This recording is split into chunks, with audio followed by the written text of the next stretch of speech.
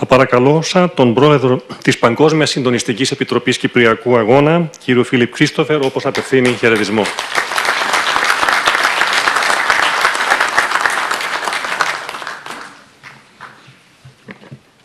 Thank you, Mr. Iago. Mr. President, Mr. Foreign Minister, Mr. Government Spokesman, and the Manators, welcome from Washington. Mr. Past President, Mr. Christofias, members of the political parties, distinguished members of the government, my good friend Harris Sophocleidis, past president of POMAK, ladies and gentlemen, 40 years ago we all came together here and we undertook a journey for freedom, a journey for justice, a journey for human rights.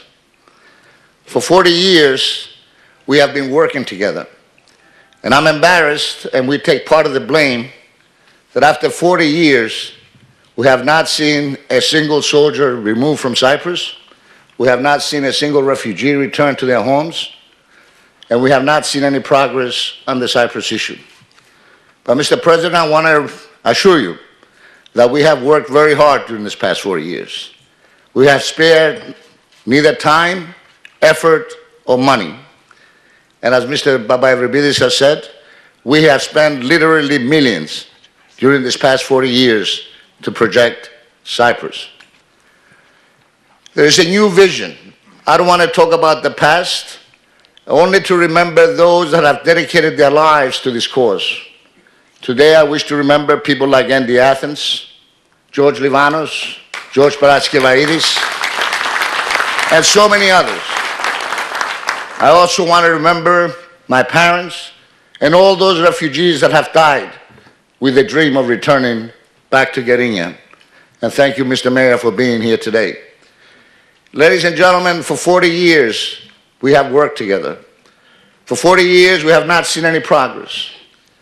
The negotiations, whether the name is Dektash, Eroglu, or Talat, leads to the same results. Same disappointment, same frustration, regardless of what the name is.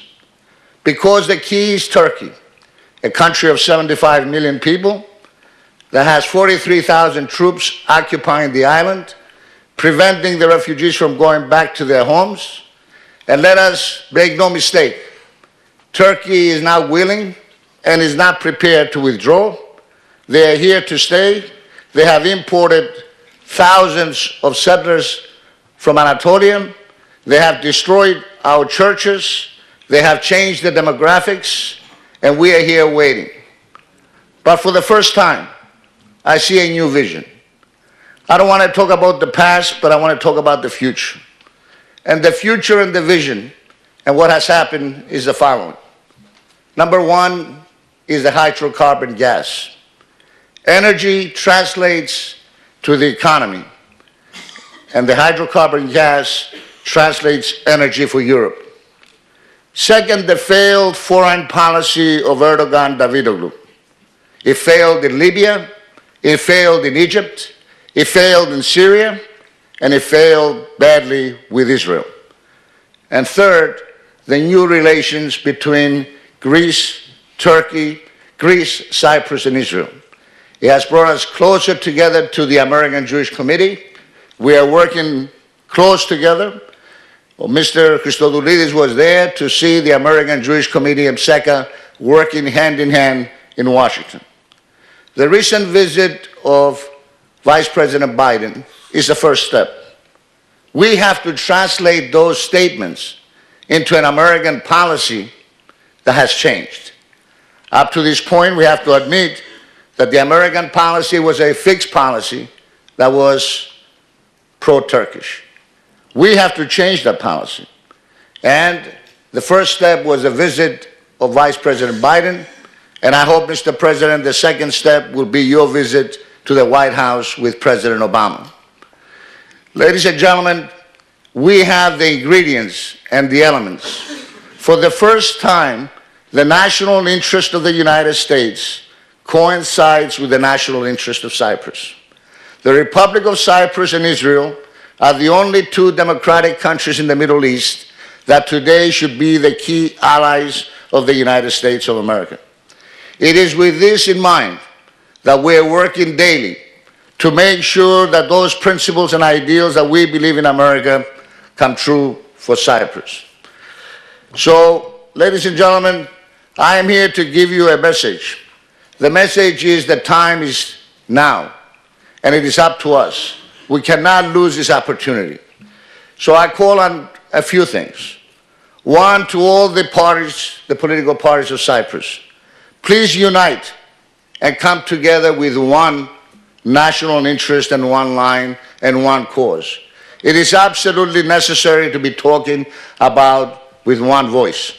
There is no question that this is a democracy and you can have your arguments, but when it comes to the national interest of Cyprus, let us unite behind President Anastasiadis at this time. Second, I call on those business people in Cyprus that owe money to make sure that they pay the money back to the banks. I know the business community, every country had their recession, every country had a depression, and many businessmen in the United States as well have lost a lot of money. But they all paid back what they owed, and they all made settlements with the banks, and they restructured their loans so the economy can go forward. I don't have to tell you that economy equals foreign policy. Our priority should be for the economy of Cyprus to become strong again, so our foreign policy can become strong. So as we are here together, 40 years later, well, we are very proud of Cyprus and the people of Cyprus. We are proud of the fact that you're a member of the European Union. We are proud of the fact that you faced this economic crisis with the dignity that you faced it. There were no demonstrations. There was no civil unrest. You have faced the problem and you're facing it together. Let us all unite. I know success is not always final, my friends, and failure is not always fatal. But what is important for all of us, what is important for every political party here, is for us to have the courage to continue this fight and continue the struggle until we return to Gerinia and all the refugees go back home. Thank you very much.